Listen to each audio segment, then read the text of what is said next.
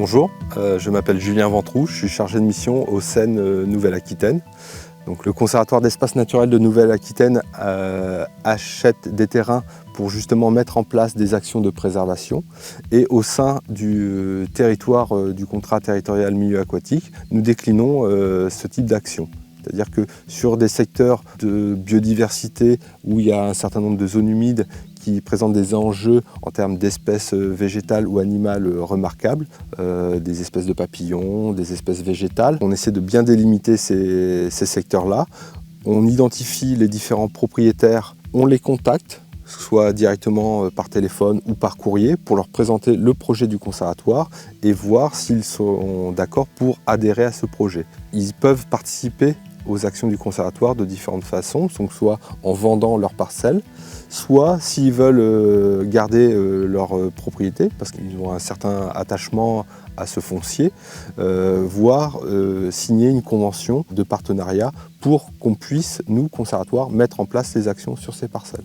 Une fois qu'on est propriétaire, s'il y a besoin, on va faire des études complémentaires pour connaître un petit peu mieux l'état de santé de cette biodiversité. Est-ce que l'espèce, la population, on va dire, elle est en bon état? Est-ce que le milieu qui permet à cette espèce-là de vivre est en bon état? Ça, c'est vraiment des études complémentaires qui vont être une aide à la décision pour les actions concrètes de gestion. Si on constate des dégradations, donc voilà, on va mettre en place des actions pour essayer de corriger ces aspects négatifs. Ça peut être des opérations de restauration de milieu par du débroussaillage, de la création de mares, si on considère qu'on a besoin d'avoir de sites de reproduction, par exemple pour les libellules ou les amphibiens de manière plus conséquente. Dans les cas de figure où, comme ici sur Marchin, on est quand même sur des milieux qui sont en bon état, c'est maintenir l'existant, conforter les pratiques qui ont généré cette biodiversité-là. Et donc là, c'est là où le conservatoire apporte véritablement une plus-value, c'est-à-dire que ça nous permet de conforter un système d'exploitation, ici c'est l'élevage extensif, pour maintenir à long terme cette biodiversité. Comme on porte le foncier, aussi on va travailler en lien avec les autres porteurs de projets, par exemple la communauté de communes Vienne et Gartempe, qui peuvent avoir des projets de renaturation de cours d'eau.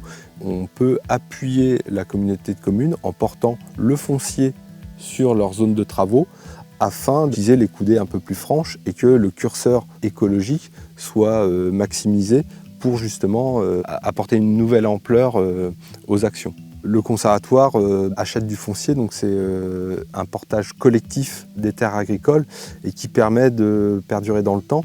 Et ça va permettre aussi, une fois que l'exploitant en place prendra sa retraite, pour un jeune porteur de projet qui va s'installer, il n'aura pas les coûts supplémentaires liés à la maîtrise du foncier à intégrer dans son modèle économique. Nous, on travaille avec l'ensemble des acteurs du monde rural. Travailler main dans la main avec les exploitants, pour nous c'est important parce que c'est leur activité qui a généré cette biodiversité. C'est en maintenant cette activité-là qu'on va maintenir toute cette biodiversité liée au bocage du Mont Morillonnais.